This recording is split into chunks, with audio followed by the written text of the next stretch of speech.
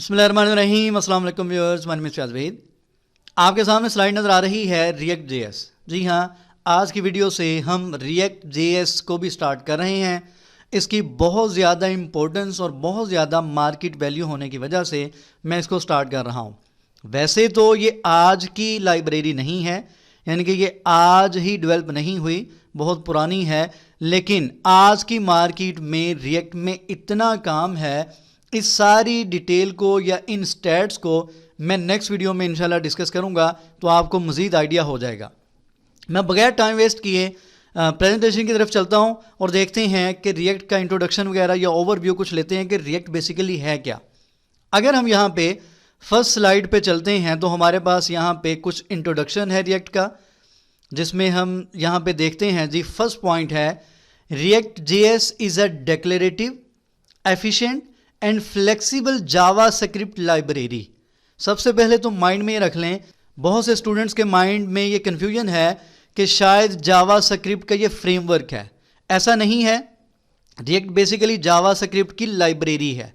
हाँ, ये फ्रेमवर्क की तरह वर्क ज़रूर करती है, यानी कि जिस तरीके से फ्रेमवर्क का फ्लो होता है उसी तरीके से रिएक्ट का फ्लो ज़रूर है, लेकिन ये एक लाइब्रेरी है।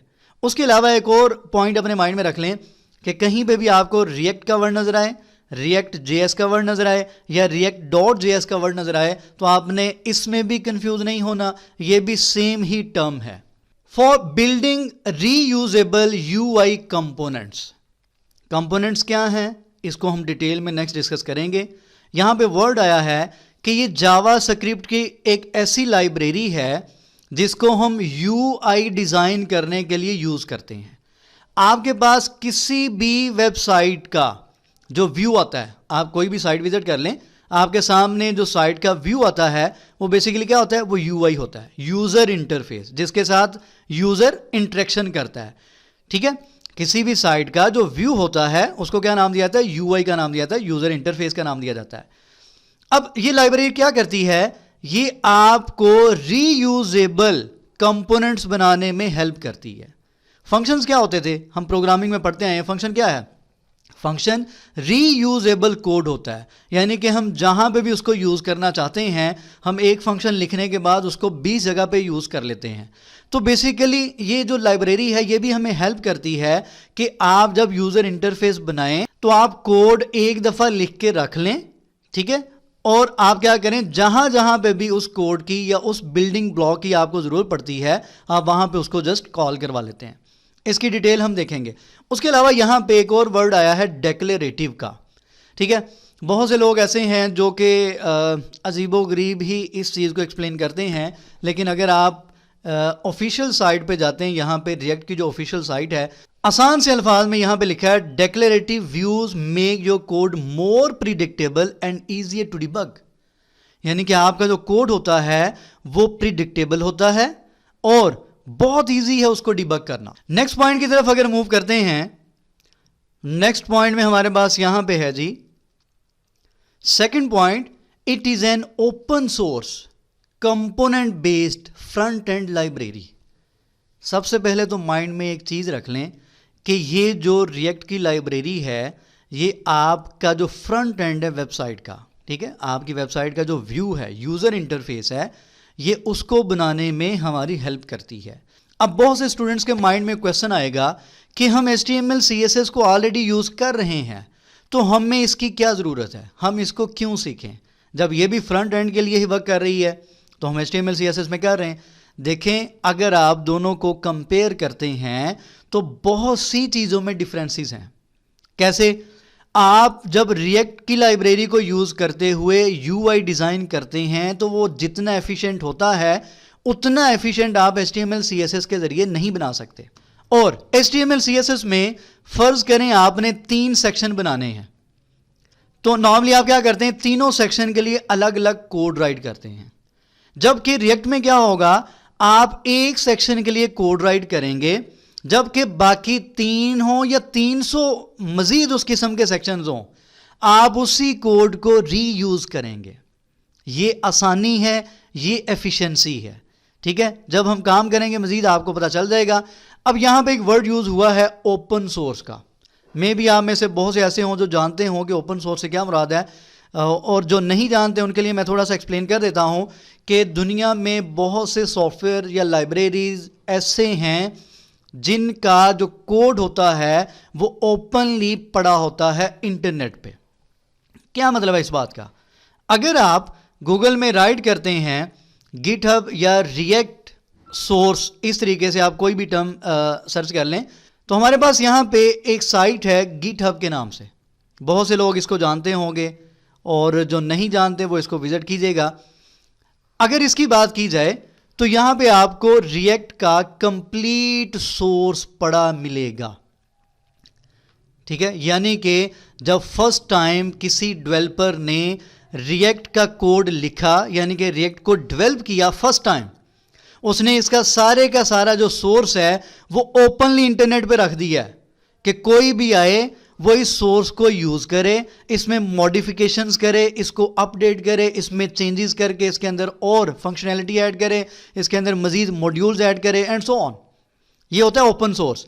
अब यहां पे एक कंप्लीट सोर्स पड़ा हुआ है गिटहब पे, ठीक है।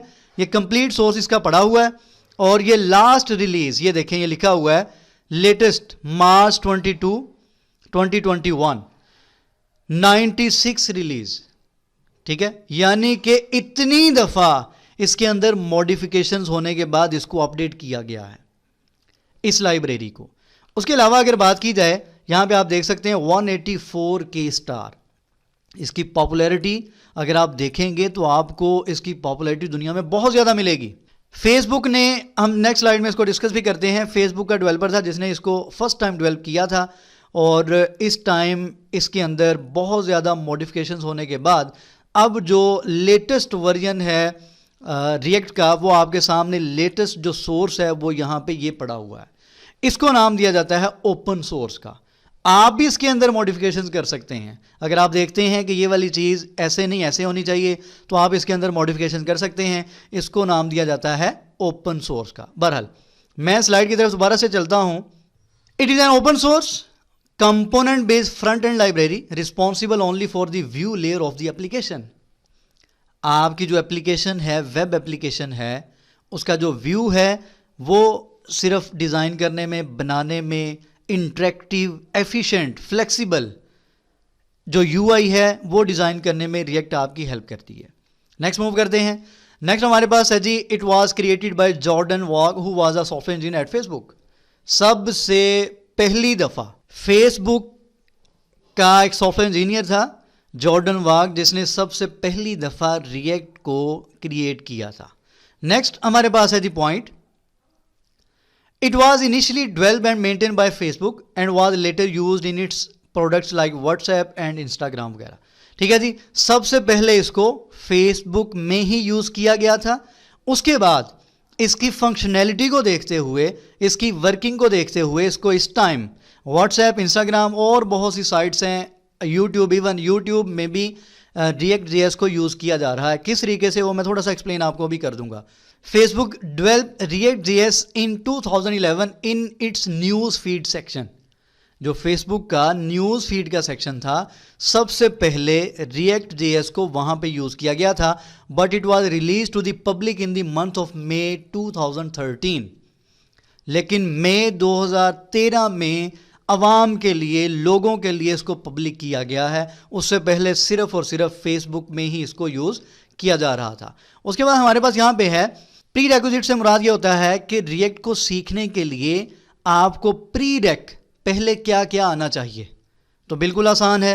अगर आप HTML पढ़ चुके हैं, HTML सीख चुके हैं, CSS आप सीख चुके हैं, जावा स्क्रिप्ट के आप बेसिक्स जानते हैं, तो आप रिएक्ट में इजीली काम कर सकते हैं। कोई मुश्किल काम नहीं है। ये है जी प्री रेक ऑफ React.js। उसके बाद नेक्स्ट मूव करते हैं, why do we use React. हम रिएक्ट को क्यों यूज करते हैं? कुछ यहां पे पॉइंट्स है। नंबर 1, स्मूथ लर्निंग कर्व, कि आप इसको इजीली, स्मूथली लर्न कर सकते हैं। अगर आप HTML, CSS और जावास्क्रिप्ट की बेसिक्स जानते हैं तो आप इजीली इसको लर्न कर सकते हैं। आपको कोई भी किसी भी किस्म की प्रॉब्लम नहीं होगी। उसके बाद नेक्स्ट पॉइंट है लार्ज कम्युनिटी। जैसा कि मैंने आपको गिटहब पे अभी दिखाया कि बहुत सी कम्युनिटी है, 96 रिलीज से मुराद क्या है, यानी कि दुनिया के बहुत से डेवलपर्स ने मॉडिफिकेशंस की, और 96 रिलीज से मुराद ये है यानी कि इतनी दफ़ा चेंजेस होने के बाद अब जो वर्जन है वो 96 टाइम चेंज हो चुका है, यानी कि उसके अंदर इतनी मॉडिफिकेशंस हो चुकी हैं। इसका मतलब ये है कि पूरी दुनिया में इसकी कम्युनिटी बहुत ज़्यादा है। अगर आपको किसी भी किस्म का कोई एरर, कोई बग, कोई भी प्रॉब्लम आती है तो आप उस कम्युनिटी से डिस्कस कर सकते हैं। आप वहाँ पे जाके अपना जो भी इशू है वो आप वहाँ पे क्वेश्चन करते हैं, तो एक बहुत बड़ी कम्युनिटी है जो रिएक्ट जेएस में काम कर रही है, वो आपको गाइड करेगी। तो ये इसका एक और बहुत बड़ा एडवांटेज है। नेक्स्ट पॉइंट है रीयूजेबल कंपोनेंट्स। मैं आपको ऑलरेडी बता चुका हूँ कि रिएक्ट में हमें सबसे ज़्यादा फ़ायदा क्या है। चले मैं आपको यहाँ पे एक लाइव एग्जांपल थोड़ी सी दिखा देता हूँ, आपको आइडिया हो जाएगा। फॉर एग्जांपल ये आपके सामने 3 ये वाले बॉक्सेस या सेक्शंस बने हुए, एक ये है, एक ये है, एक ये है। यहाँ पे आपको हेडिंग नज़र आ रही, पैराग्राफ नज़र आ रहा है, पैराग्राफ नज़र आ रहा है, हेडिंग नज़र आ रही, paragraph, paragraph and so on. 3 section है। अब मुझे बताएं कि अगर ये वाला सेक्शन बनाना हो तो मैं क्या करूँगा, मैं हेडिंग यूज़ करूँगा और 2 दफ़ा पैराग्राफ यूज़ करूँगा, अगेन हेडिंग यूज़ करूँगा, 2 दफ़ा पैराग्राफ यूज़ करूँगा, 3 नो टैग में यूज़ करके कोड राइट करूँगा। अगर मैं इसका कोड राइट कर लेता हूं इतने सेक्शन का, यानी कि 3 टैग यूज करते हुए, और ये देखें ना सेम है, इसकी जो स्ट्रक्चर है इस कंपोनेंट की भी सेम स्ट्रक्चर है, या इस सेक्शन की कंपोनेंट, चले मैं वर्ड कंपोनेंट को यूज करता हूं, इस कंपोनेंट की भी सेम स्ट्रक्चर है, इस कंपोनेंट की भी सेम स्ट्रक्चर है। अब कंपोनेंट से क्या मुराद है, मैं थोड़ा सा आपको ये भी एक्सप्लेन कर दूं। पहले आपके पास यहां पे ये नेविगेशन बार नजर आ रही है, ये बेसिकली इस साइड का एक कंपोनेंट है। उसके बाद आपको ये हेडर का एक हिस्सा नज़र आ रहा है, ये इसका एक अलग से कंपोनेंट है।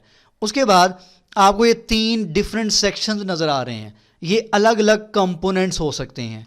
इस तरीके से नीचे यानी कि आपका कंप्लीट जो वेब पेज है या वेब एप्लीकेशन है वो डिफरेंट कंपोनेंट्स में डिवाइड की होती है। अब जो मैं बात कर रहा था रीयूजेबल कंपोनेंट्स की, आप 3 टैग यूज़ करें, एक हेडिंग का, 2 पैराग्राफ के। उसके बाद क्या करें, अगर आपने इस किस्म के 20 सेक्शन या 20 कंपोनेंट्स भी बनाने हैं तो आप इसी एक कोड को अगेन एंड अगेन यूज करते जाएंगे, यानी कि जस्ट आप उसको कॉल करवाते जाएंगे जावा स्क्रिप्ट को यूज करते हुए। तो ये बेसिकली सबसे बड़ा एडवांटेज है इसका, रीयूजेबिलिटी। नेक्स्ट मूव करते हैं, और नेक्स्ट हमारे पास पॉइंट है जी, नेक्स्ट पॉइंट है वर्चुअल डॉम्स। ये मैं नेक्स्ट स्लाइड में डिस्कस करूंगा। उसके बाद है जी JSX, इसको भी नेक्स्ट डिस्कस करते हैं। उसके बाद है यूनी डायरेक्शनल डाटा फ्लो। अब रिएक्ट का जो सबसे बड़ा एक और एडवांटेज है वो है यूनी डायरेक्शनल डाटा फ्लो, यानी कि आपका जो डाटा है वो पेरेंट नोड से चाइल्ड नोड की तरफ ही फ्लो करता है। अगर दोनों डायरेक्शन में हो ना, चाइल्ड से अगर पेरेंट की तरफ, पेरेंट से चाइल्ड की तरफ, सिबलिंग्स की तरफ भी, तो उसको मैनेज करना बहुत मुश्किल हो जाता है। तो रिएक्ट की एक और जो खासियत है वो ये है कि आपका जो डाटा है वो सारे का सारा यूनी डायरेक्शनल फ्लो में है, ऊपर से नीचे, पेरेंट से चाइल्ड की तरफ। अब पेरेंट से चाइल्ड से क्या मुराद है वो मैं आपको ट्री की फॉर्म में दिखाऊंगा। तो इससे क्या होता है, इसको डिबग करना बहुत आसान हो जाता है, आपके कोड को समझना बहुत आसान हो जाता है, मैनिपुलेट करना बहुत आसान हो जाता है। तो ये बेसिकली रिएक्ट को यूज़ करने की वजूहात हैं, रीजंस हैं, इस वजह से हम रिएक्ट को यूज़ कर रहे हैं। रिएक्ट की कॉन्सेप्ट्स, अब वो जो हमने कुछ पॉइंट्स पढ़े हैं उनको ज़रा कोशिश करते हैं जल्दी से डिस्कस कर लें। कंपोनेंट को मैं ऑलरेडी डिस्कस कर चुका हूँ, उम्मीद है कि मुझे दोबारा इसको एक्सप्लेन नहीं करना पड़ेगा। Components are self contained reusable building blocks of web application.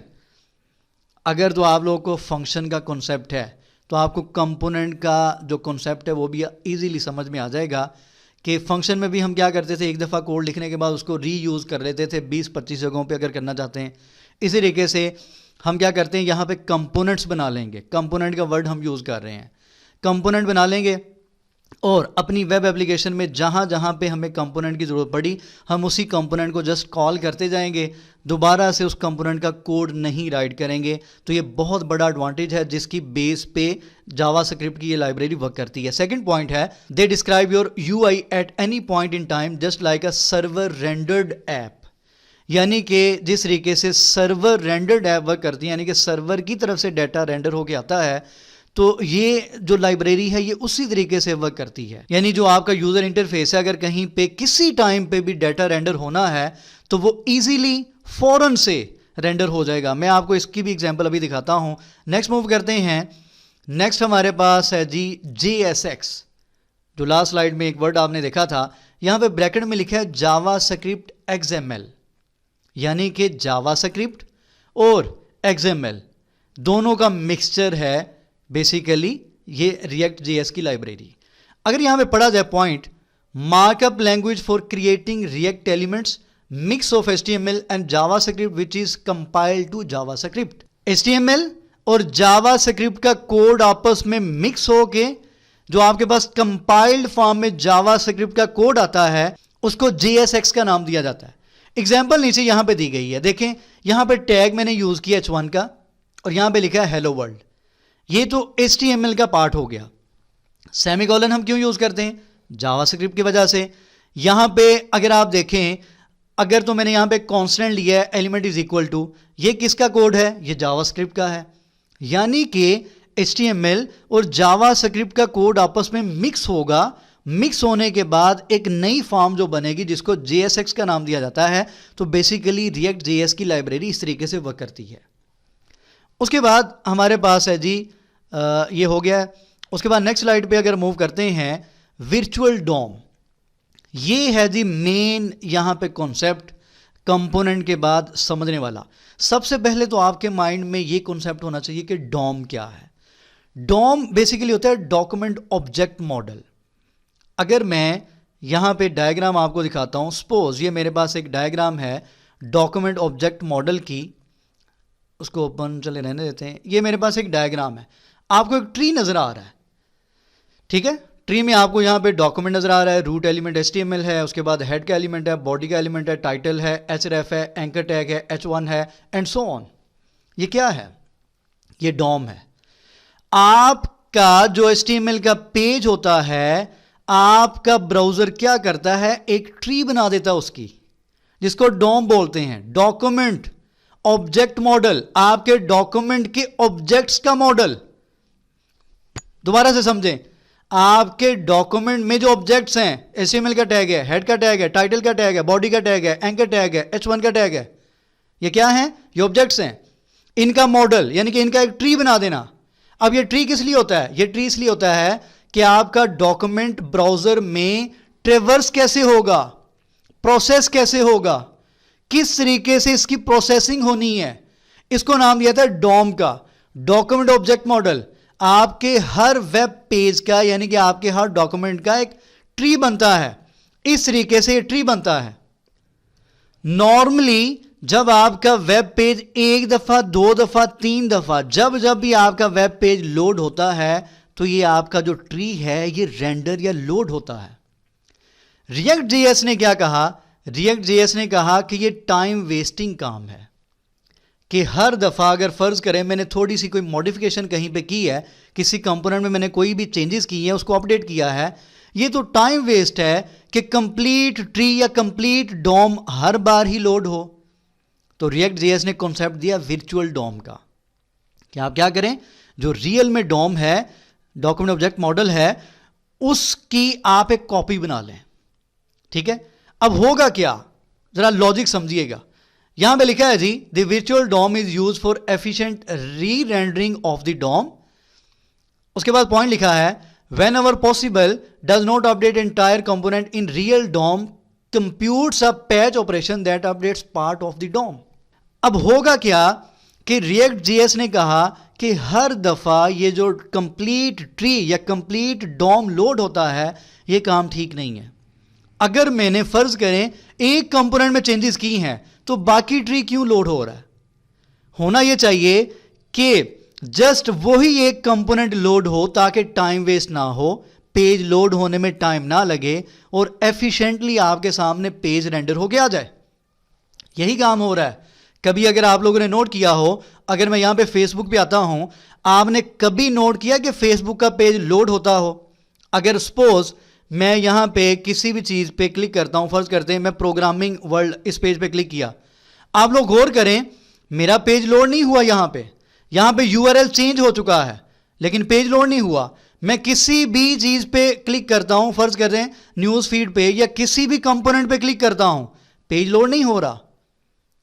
यही मेन रिएक्ट जेएस की पॉपुलैरिटी की वजह बनी कि आपकी जो साइट है, आपकी जो एप्लीकेशन है, वो जस्ट क्लिक यानी कि सिंगल पेज, आप इसको ये टर्म यूज कर सकते हैं, सिंगल पेज कंप्लीट एप्लीकेशन। आप जस्ट किसी भी पेज पे क्लिक करें, किसी भी लिंक पे क्लिक करें, आपका पेज लोड नहीं हो रहा, कंप्लीट डोम लोड नहीं हो रहा, कंप्लीट ट्री यहां पे लोड नहीं हो रहा। जस्ट वही कंपोनेंट या वही डाटा रेंडर हो रहा है जिसके अंदर मॉडिफिकेशंस हो रही हैं, जिस पे आप क्लिक कर रहे हैं। आप यूट्यूब पे चले जाएं, आप फेसबुक पे चले जाएं, आप इंस्टाग्राम पे चले जाएं, आप व्हाट्सएप पे चले जाएं, आपको वहां पे पेज लोडिंग नहीं मिलेगी। आपकी कंप्लीट एप्लीकेशन सिंगल पेज की फॉर्म में वर्क कर रही है।